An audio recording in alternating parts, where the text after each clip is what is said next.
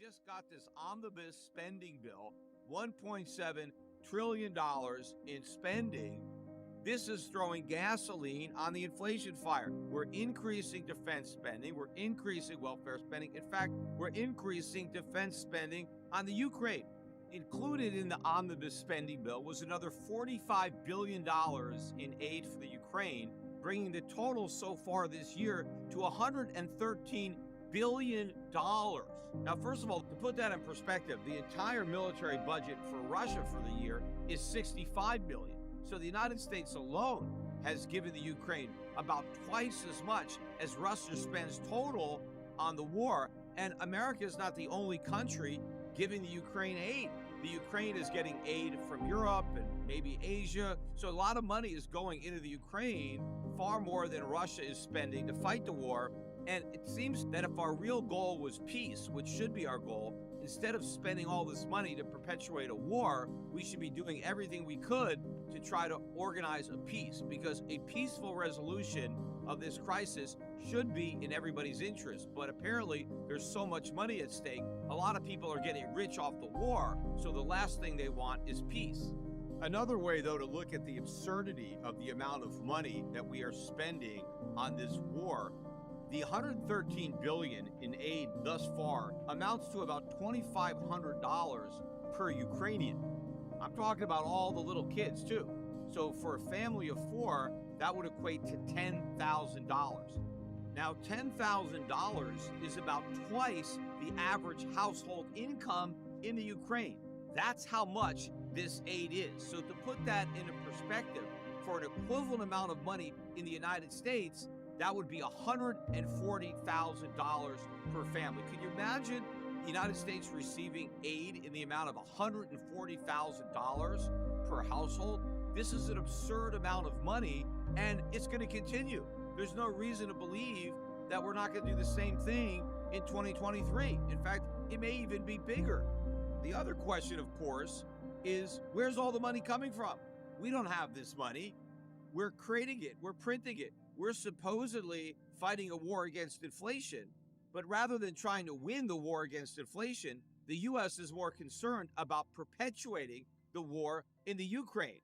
And the result is both the war in the Ukraine and inflation in the U.S. not only continue, but they'll probably get worse. But the bottom line here is that there is no interest in Congress to do anything to reduce government spending. We continue to increase government spending as if we don't even have an inflation problem.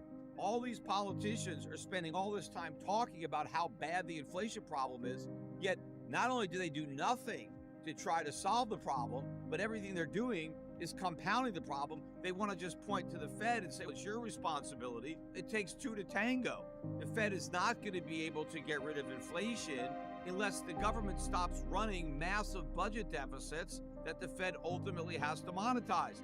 All of this government spending has to be paid for. You know, Elon Musk ran this poll on Twitter, obviously not a scientific poll, but the vast majority of the 3 million or so people, obviously some of them aren't even Americans, who responded to the poll said they oppose this omnibus spending bill. Well, just about everybody would oppose this omnibus spending bill if they realized that they were going to have to pick up the tab through higher inflation, because that's where the money is coming from. The government is not raising taxes on anybody to cover all this spending. Well, that doesn't mean we get all the spending for free. We have to pay for it another way, and we're paying for it through inflation. And since inflation is the most regressive of all taxes, because it falls the heaviest on those that can least afford to pay it, the working poor, the middle class, that is the new tax system we have in America. Because we can't get any taxes on the rich. Nobody is willing to even support those. And even if we could raise taxes on the rich, we really wouldn't generate much revenue from the rich. They're already paying a lot of taxes, and you run the risk of making them less productive and ultimately undermining the economy and the tax base. So we have to raise taxes on the middle class because that's where the money is, but nobody will raise taxes on the middle class. And since nobody will cut spending, well, then the only choice is inflation.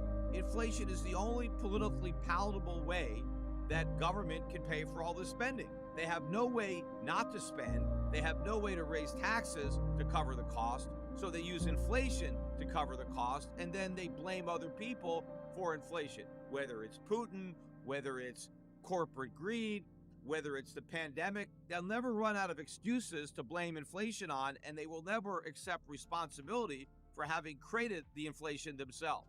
And if we're not already in a recession, and I believe that we are, even if it hasn't been officially declared, in fact, it seems almost unanimous. Just about every analyst and every representative from any major U.S. company, they're all saying that we're going to be in recession next year.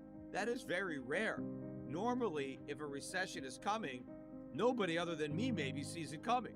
People are extremely reluctant to forecast a recession. But now it seems like everybody has a recession in their forecast. Now, the contrarian in me might say, wait a minute, if everybody expects a recession, maybe we're not going to get one. Well, the reason I still think you can be a contrarian here is because everybody agrees that the recession is going to be mild. It's going to be short, it's going to be shallow. So in other words, it's no big deal. So in that respect, the consensus is still wrong, because there's no way this recession is going to be shallow.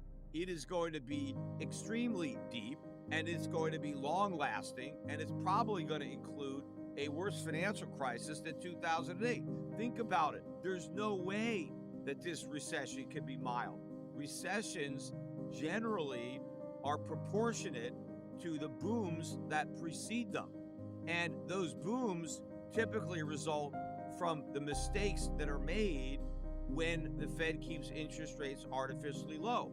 And so the lower the Fed keeps rates and the longer it keeps them low, the more mistakes get made. Well, we've had near 0% interest rates for over a decade. We had 4 rounds of quantitative easing. The Fed inflated the mother of all bubbles. It's not going to be followed by itsy-bitsy recession. We're going to have the mother of all recessions. It's going to be worse than the recession of 2007, 2008, which we now call the Great Recession. So this one's going to be greater than that. So either we're going to have to rename that recession or come up with an even more ominous name for the one that we're already in, but is going to get much worse in 2023 and probably beyond. Also, one of the other mistakes that a lot of investors make is believing that once the Fed succeeds in reducing inflation to 2%, that we're just going to go right back to those low interest rates that we've had since the 2008 financial crisis. Well, they're wrong twice. First of all, the Fed's not going to succeed in bringing inflation back down to 2%. And even if they did succeed, they couldn't immediately lower rates back down to the low rates that we became accustomed to, because that's why we have all this inflation. And if they tried to bring rates back down, any progress on inflation would be lost. So in order to get inflation down to 2% and keep it there, the Fed needs to normalize interest rates and then leave them there. In fact, it actually has to get restrictive.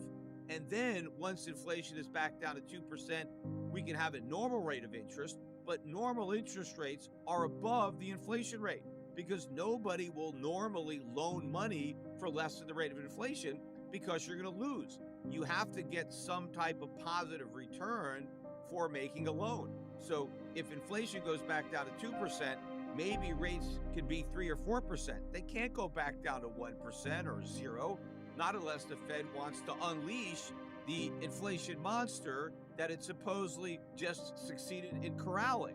But of course, it's not going to succeed in doing that, because the Fed is not going to raise rates high enough to bring inflation down to 2%, nor is the Fed going to get any cooperation from Congress, because we need cuts to government spending. But we're getting the opposite of that.